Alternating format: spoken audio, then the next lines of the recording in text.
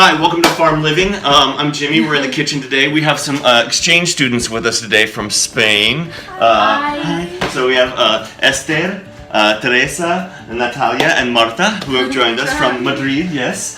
So today, I made pasta the other night. I made lasagna. So they really enjoyed the lasagna. So I told them that I would teach them how to make ravioli today.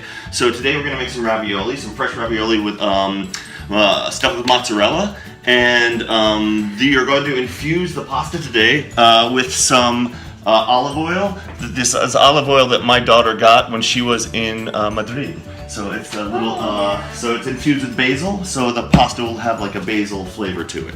So welcome to Farm Living. To do the pasta, we have to start with, you do eggs. So you need to let them sit out for a while so it should be like room temperature. So then if you want, we're gonna break 6 eggs and put them in that. And then we're gonna put just a little dash of salt in. Look at there, just like you can stand. So, but that much.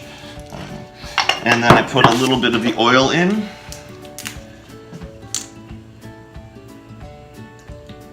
Excellent. Some other basil, it's really pretty. Would somebody mix this around for me? Do you mind just mixing that around? Because then I'm going to do we're going to start fill the mixer. So when you do your flour, when you're filling your flour, you always want to make sure you shake it down because it puffs it up. Because if you just pack it in, it won't measure right. Like I'd make a little bowl inside to pour the mixture into.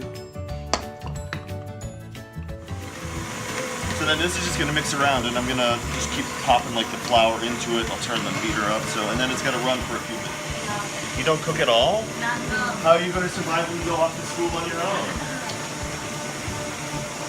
It's not a lot of ingredients, so anybody can make it. And you can do this by hand. You don't have to use a mixer. You can just like knead it. You can make a mound on your baking mat, and you fold it in, and then you just like knead it by hand, which I'll do in a minute.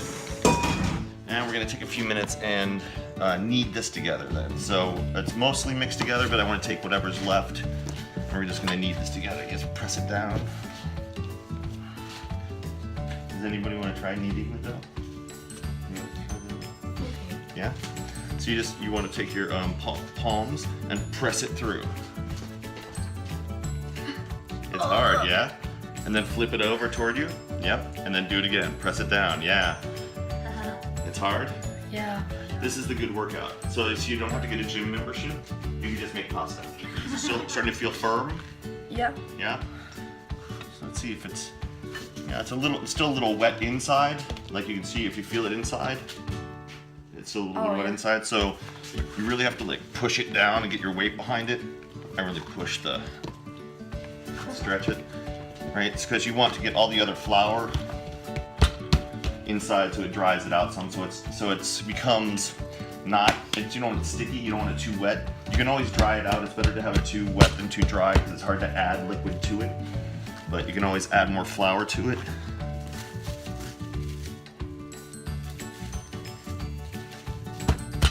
We're gonna let it sit for an hour. That's it. That's the first part.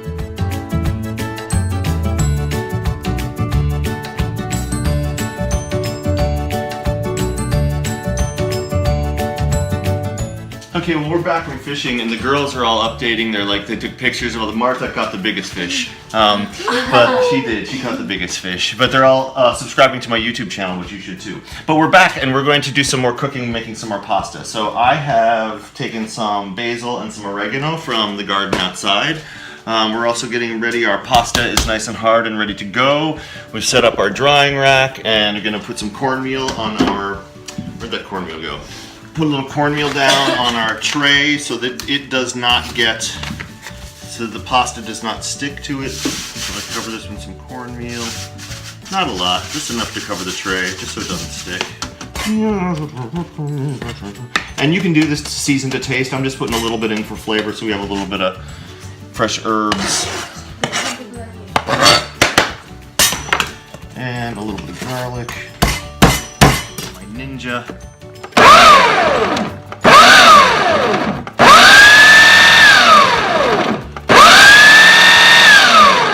And I'm just breaking that up to make it smaller so it's easier to stick inside the ravioli. That's okay for that one. That's good. Perfect. Ta-da! Yay! So now I tend to come and I put a little more flour. That's why I bought the good case. But I put a little more flour. I put more flour down on the baking mat so when I put my pasta back down, again, it doesn't stick. And now I'm going to cut these a little bigger than, just a little bit bigger, so there's some overlap. So then we're going to use this one as our bottom piece. Alright. We take our press, right? We place it over and we smush it down. Right? Which is good. It makes little divots, little pockets, right? So you make little pockets for each of the things. And then we're just going to take a spoonful at a time of our mozzarella and we push it in each one of the pockets.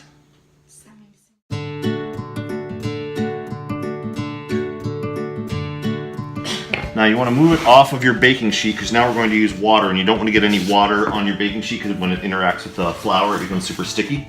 So now I'm going to get a little ramekin of water.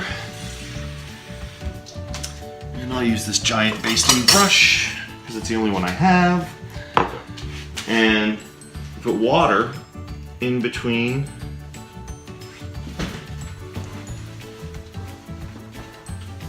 all down the sides. Over.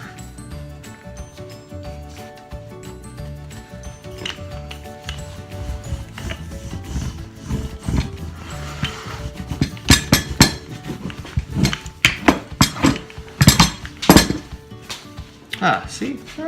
Huh? Wow. So much better. Ta-da! Oh, yeah. So cute. So then we will cut them.